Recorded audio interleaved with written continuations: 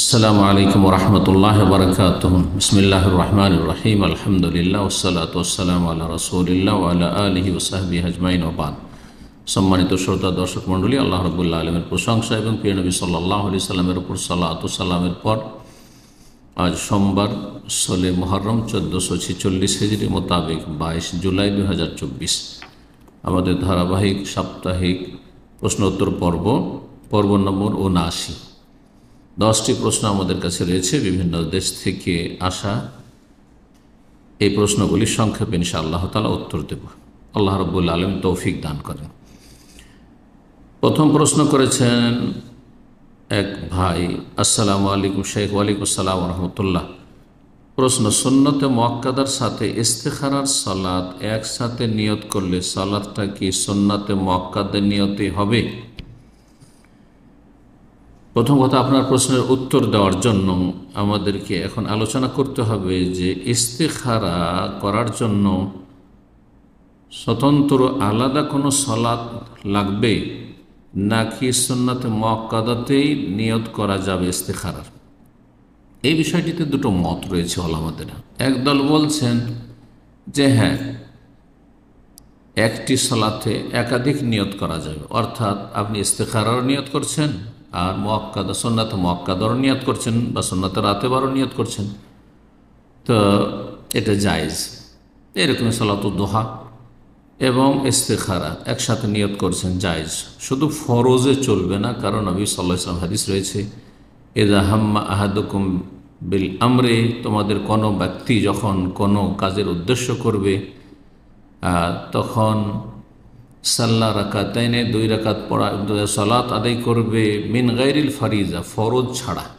তো ফরজ সালাত দিয়ে ইস্তেখারা নয়, ইস্তেখারার জন্য সুন্নত সালাত হইতে হবে। এখন এই সালাত সুন্নতে মুআক্কাদাতে নিয়ত করে নিলাম, ইস্তেখারা চলবে কিনা? একদল তো বলছেন যে চলবে, কিন্তু শাইখ ইবনে উসাইমিন রাহিমাহুল্লাহ বিশ্বের 20 শতাব্দীর বড় 3 জনের একজন আলেম ইমাম রাহিমাহুল্লাহ তাআলা, এবং সৌদি আরবের যে স্থায়ী কমিটি রয়েছে লাজনা দায়েমা ফতোয়া বোর্ডের, তারও ফতোয়া হচ্ছে যে না, এটা চলবে না, বরং ইস্তেখারার জন্য আলাদা সালাত হইতে হবে। ইস্তেখারার জন্য আলাদা সালাত হইতে হবে। সুন্নাতে মুআক্কাদা যেমন ফরজ দিয়ে ইস্তেখারা নিয়ত করা যায় না, ঠিক তেমনি সুন্নাতে মুআক্কাদা সুন্নাতে রাতেবাগুলি ফরজেরই তাবে। আর ইস্তেখারার ক্ষেত্রে নবী সাল্লাল্লাহু আলাইহি ওয়াসাল্লাম বলেছেন যে ফালিয়ার কারাকাতে 2 রাকাত পড়বে ফরজ ছাড়া, সুতরাং 2 রাকাত ইস্তেখারার জন্য পড়বে। আর এটা হচ্ছে অধিক সতর্কতা, যে আপনি কৃপণতা না করে আর আমলে অল্পতে না সেরে আপনি ভালো আমলের চেষ্টা করেন, আপনার আমলের কোয়ালিটি ভালো হোক। সুতরাং ইস্তেখারার জন্য ইচ্ছুক হলে আপনি 2 রাকাত পৃথক সালাত আদায় করবেন। আল্লাহু তাআলা আলাম।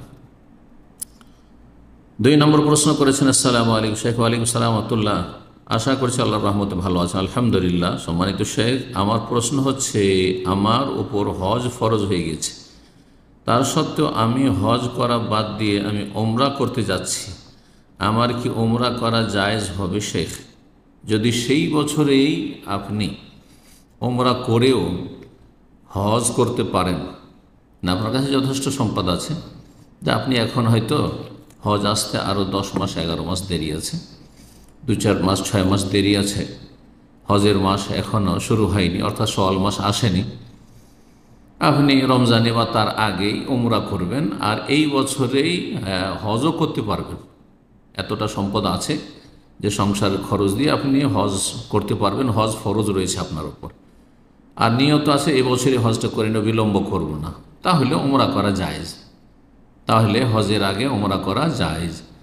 কিন্তু যদি দেখা যায় এমন একজন মানুষ আপনি যে এখন উমরা করে নিলে আর হজ করতে পারবো না, হজের টাকায় অভাব হয়ে যাবে, তখন জানি না আবার তারপরের বছর আর কোনো সুযোগ আসবে কি না, আর্থিক সচ্ছলতা আসবে কি না, আল্লাহ হায়াত মত ইত্যাদি, আর আপনার কাছে এখন বর্তমান এত টাকা আছে যাতে এই বছরে হজ করতে আপনি সক্ষম, তাহলে আপনার জন্য মোটেই উচিত হবে না বা ঠিক হবে না যে আপনি ওমরা করবেন, আর মনে করলে আল্লাহর ঘর তো জিয়ারত করে নিলাম। যেমন আমাদের দেশের মানুষরা আজকাল অধিকাংশ কিন্তু এইরকমই, মনে হয় আল্লাহর ঘর জিয়ারত করা উদ্দেশ্য, জিয়ারত করে নিয়েছি উমরাতে, আর হজ পারলে করব, না হলে না করব না, মোটেই না।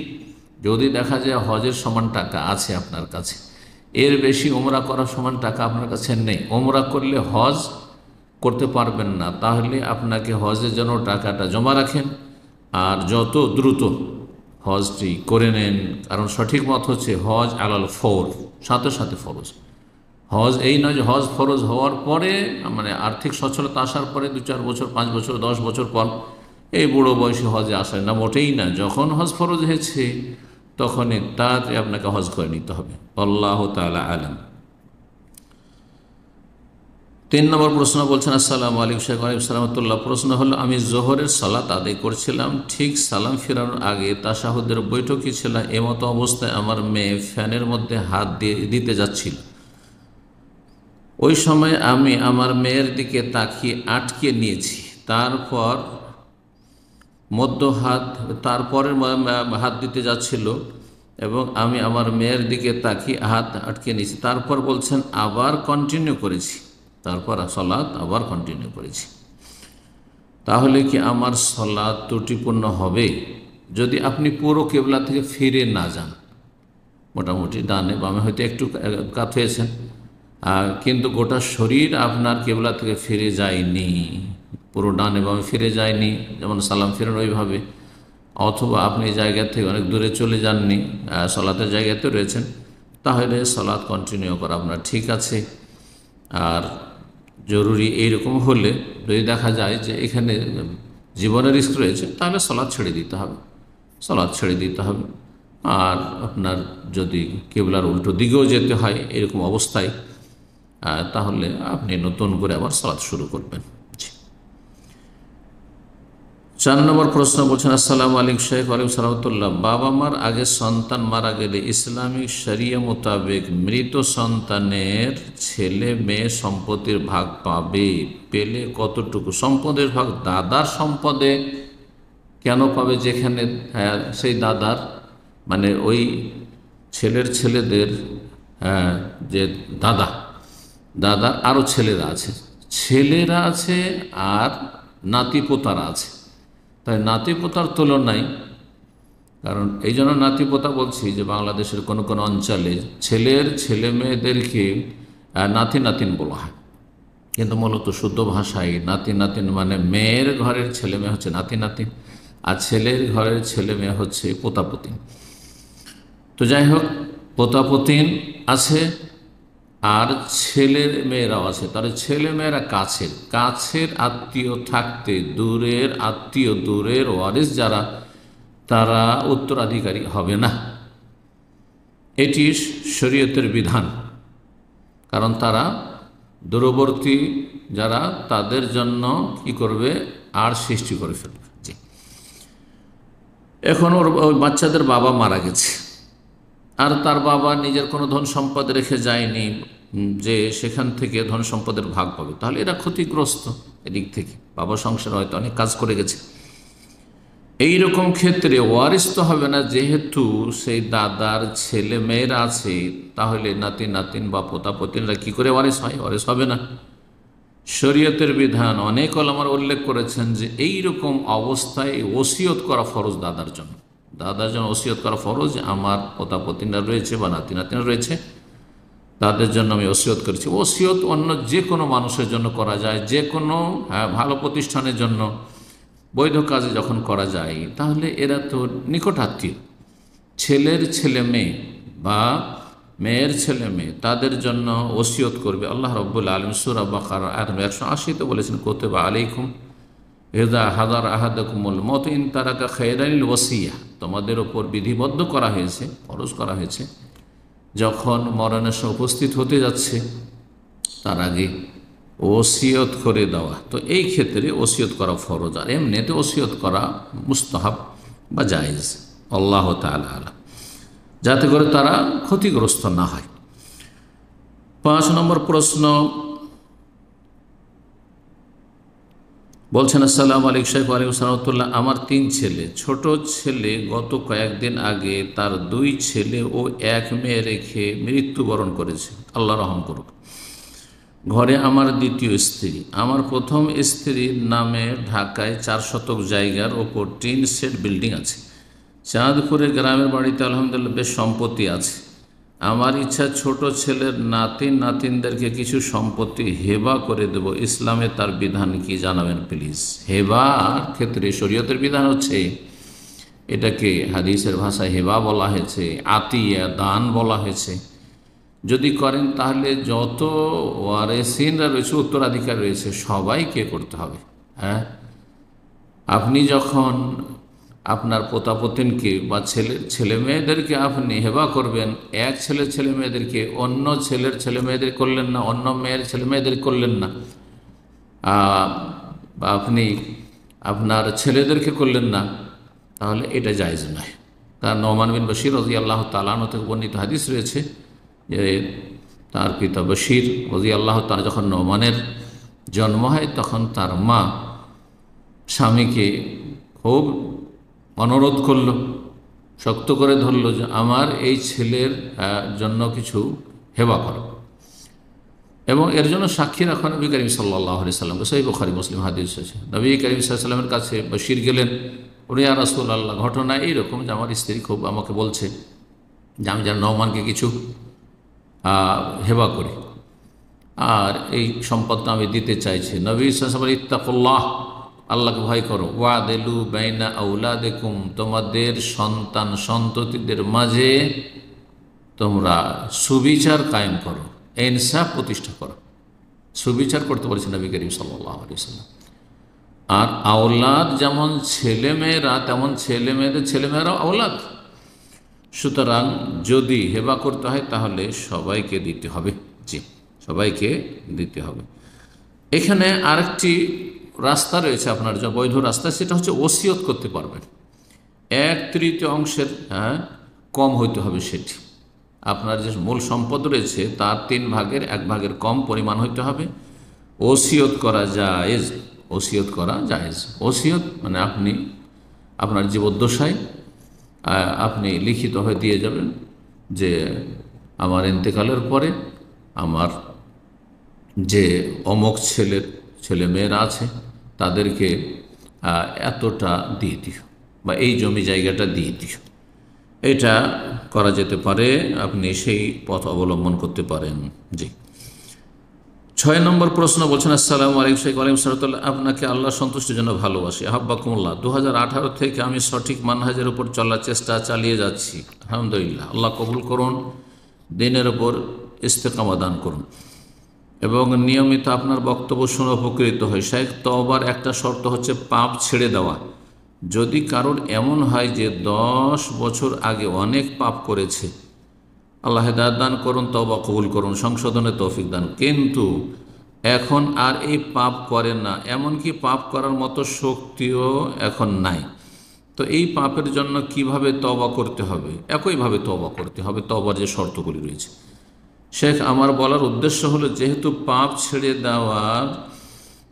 ছেড়ে দেওয়ায় তওবার একটা শর্ত, কিন্তু ওই পাপ করার মতো শক্তি নেই, ছেড়ে দিচ্ছেন। শক্তি তো আল্লাহ রাব্বুল দিয়েছেন, শক্তি আল্লাহ নিয়েছেন। সুতরাং এই ক্ষেত্রে আপনি মাজুর, কোনো অসুবিধা নেই। শক্তি থাকলে ছেড়ে দেবেন, আর শক্তি নেই সুতরাং ছেড়ে দিচ্ছেন, তাতে কোনো যায় আসে না, তওবার রাস্তা খোলা আছে। তাহলে কি এই শর্ত বাদ পড়ার কারণে তওবা হবে না? না, অবশ্যই তওবা হবে। যতক্ষণ পর্যন্ত মানুষের মরণের সময় ঘনিয়ে আসেনি, মালাকুল মউত আল্লাহর ফেরেশতাদেরকে সামনে দেখতে পায়নি, নিশ্চিত হয়নি যে আমার মরণ এক্ষুনি, ততক্ষণ পর্যন্ত তওবার দরজা খোলা আছে। তওবার জন্য যদি আল্লাহর হক হয় 3টি শর্ত। একটি শর্ত হচ্ছে গুনাহ বন্ধ করতে হবে, আর গুনহার শক্তি থাকা না তো গুনাহ বন্ধ হয়ে গেছে বা করে দিয়েছে। 2 নম্বর হচ্ছে এই গুনাহ যে অতীতে হয়েছে আর অনেক সময় আপনি নষ্ট করেছেন, সেই সময়গুলিতে নেকি করতে পারতেন, নেকি করেননি, হতভাগা হয়েছেন, তার জন্য বড় অনুতপ্ত লজ্জিত হইতে হবে। আর তারপরে এই অনুভূতি আপনাকে সবসময় রাখতে হবে, আমি চরম ক্ষতিগ্রস্ত হয়েছি, তিন নম্বর শর্ত হচ্ছে যে আল আজম আল আদমিল আউট, আগামীর জন্য প্রতিজ্ঞা করা যায় জীবনে আমি এইরকম পাপের দিকে অন্যায়ের দিকে যাব না কখনো। যদি মানুষের হক হয় তাহলে তিনটি শর্তের সাথে চতুর্থ শর্ত হচ্ছে যে তাদের হকগুলি আদায় করে দিতে হবে, পরিশোধ করে দিতে হবে, আর না হলে তাদের কাছ থেকে মুক্তি লাভ করতে হবে ক্ষমা চেয়ে। জি। 7 নম্বর প্রশ্ন বলছেন, আসসালামু আলাইকুম শাইখ। ওয়ালাইকুম আসসালাম রহমতুল্লাহ। বলছিলাম যে মহরমের রোজার যে ফজিলত আছে ওটা যে কোনো এক বছরের নাকি সিরিয়াল ওয়াইজ গত বছরের গুনাহ মাফ হবে? নবী সাল্লাল্লাহু আলাইহি হাদিসে রয়েছে, যখন তাকে জিজ্ঞাসা করা হয় বলছে ইউকাফিরুস সানাতাল মাদিয়া, গত বছর গুনাহ মাফ হবে। আর এই গুনাহ মাফ মানে সাগীরা ছোট গুনাহগুলি মাফ হবে, কাবিরা গুনার জন্য তার সাথে তওবার শর্ত রয়েছে। হ্যাঁ, কেউ আশুরার সিয়াম পালন করলো, আরাফার সিয়াম পালন করলো, আর তার সাথে কাবিরা গুনাহগুলি থেকে তওবা করলো, সেই গুনাহগুলি বন্ধ করলো, সেই গুনাহগুলি অনুতপ্ত লজ্জিত হলো, সেই গুনাহ থেকে প্রতিজ্ঞা করলো যে আর এই গুনাহ জীবনেও করব না, আর মানুষের হক আদায় করে দিল, অথবা তাদের কাছ থেকে অব্যাহতি নিল, ক্ষমা চেয়ে নিল, আর ক্ষমা পেয়ে গেল, তাহলে আল্লাহ কাবিরাও মাফ করতে পারেন। আর নবী সাল্লাল্লাহু আলাইহি ওয়াসাল্লাম আরেকটি হাদিস রয়েছে, যখন আশুরার সিয়াম সম্পর্কে জিজ্ঞাসা করা হয়, তার ফজিলত সম্পর্কে হচ্ছে আহতাসিবু আলাল্লাহ, আমি আল্লাহর কাছে আশা রাখি আই ইউকাফিরাস সানাতাল্লাতী ক্বাবলাহু, গত এক বছরের কথা বলেছেন, সিরিয়ালের কথা বলেনি, গত এক বছরের গুনাহ মাফের কথা বলেছেন। আল্লাহু তাআলা আলাম। 8 নম্বর প্রশ্ন বলছেন, আসসালামু আলাইকুম শাইখ। ওয়ালাইকুম আসসালাম রাহমাতুল্লাহ। কোনো বড় ধরনের ভালো কাজের নিয়ত আগেই করা হয়, কিন্তু ছোটোখাটো কাজের ব্যাপারে নিয়ত হয়তো ভুলে যায়, তবে সেটার নিয়ত কি পরে করলে চলবে? নিয়তের ক্ষেত্রে শরীয়তের বিধান হচ্ছে যে কোনো আমল কাজ শুরু করার আগেই নিয়ত করতে হবে। মানে সালাত শুরু করছে, তাকবীর তাহরিমার আগে আপনার অন্তরে নিয়ত হবে। এই নয় তাকবীর তাহরিমা দিয়ে দিয়েছেন, ততক্ষণ পর্যন্ত কোনো নিয়ত নেই, সুন্নত পড়ছেন না ফরজ পড়ছেন, জোহর না আসর, কোনো নিয়ত নেই, আর তারপর হঠাৎ করে তাকবীর তাহরিমার পরে আপনি কিয়ামে অথবা রুকুতে আপনি নিয়ত করছেন, এটা চলবে না। সুতরাং নিয়তটা আগে থেকে করবে, আর নিয়তে যত প্রশস্ততা থাকবে সে অনুযায়ী আপনার বরকত হবে ইনশাআল্লাহ। তবে একটি কথা মনে রাখবেন যে ইবাদত বন্দেগীতে যেন দুনিয়ার গরজ নিয়ত না হয়। দুনিয়ার গরজ আল্লাহ পুরা করে দেবেন, যে দুনিয়ার যে উপকারগুলি রয়েছে, ফলাফল রয়েছে, সেগুলি হাসিল করতে পারবেন, দুনিয়ার অনিষ্ট থেকে আপনি বাঁচতে পারবেন নেক আমলের মাধ্যমে। কিন্তু আপনি দুনিয়াকে লক্ষ্য উদ্দেশ্য করলে আমলগুলি যেন করছেন আপনি কিসের জন্য? দুনিয়ার জন্য না। এই জন্য জিকির আজকার যে ফজিলত রয়েছে, যে শয়তান অনিষ্ট থেকে রক্ষা পাবে, আর দুনিয়ার এই ক্ষয়ক্ষতি থেকে বাঁচবে, কোনো কিছু তার ক্ষতি করতে পারবে না, দুনিয়ার গরজ করবেন না আপনি। বরং গরজ এগুলি এবাদত, জিকির হচ্ছে এবাদত, সকাল সন্ধ্যার জিকির এবাদত, ঘুমের আগের জিকিরগুলি এবাদত, ঘুম থেকে উঠে জিকির এবাদত, যে কোনো জায়গায় প্রবেশ করছেন আপনি এবাদত। শুধু এবাদতে নিয়তে ইখলাসের একটি গুরুত্বপূর্ণ বিষয় হচ্ছে যে আপনি আখিরাতকে উদ্দেশ্য করবেন, যে আল্লাহর সন্তুষ্টি হাসিল করব, জান্নাত লাভ করব, জাহান্নামের আযাব থেকে রক্ষা পাবো, নবী সাল্লাল্লাহু আলাইহি ওয়াসাল্লামের ইত্তেবা অনুসরণে আমি এই কাজগুলি করছি, ফরজ হোক অথবা নফল হোক। আর তারপরে দুনিয়ার গরজ আপনি করেন আর নাই করেন সেটা হাসিল হয়ে যাবে। কিন্তু শুধু যদি দুনিয়ার জন্য জিকির আজকার করছেন, কিসের জন্য? দুনিয়ার অনিষ্ট থেকে, খারাপ এতে বাঁচার জন্য, ক্ষয়ক্ষতিতে বাঁচার জন্য, কিছু দুনিয়ার লাভ হাসিলের জন্য, তাহলে আল্লাহ দুনিয়ায় দেবেন, আখিরাতে বঞ্চিত করে দেবেন। সতর্ক হবেন এই বিষয়ে। 9 নম্বর প্রশ্ন বলছেন, আসসালামু আলাইকুম শাইখ। ওয়ালাইকুম আসসালাম। কোন নিঃসন্তান দম্পতি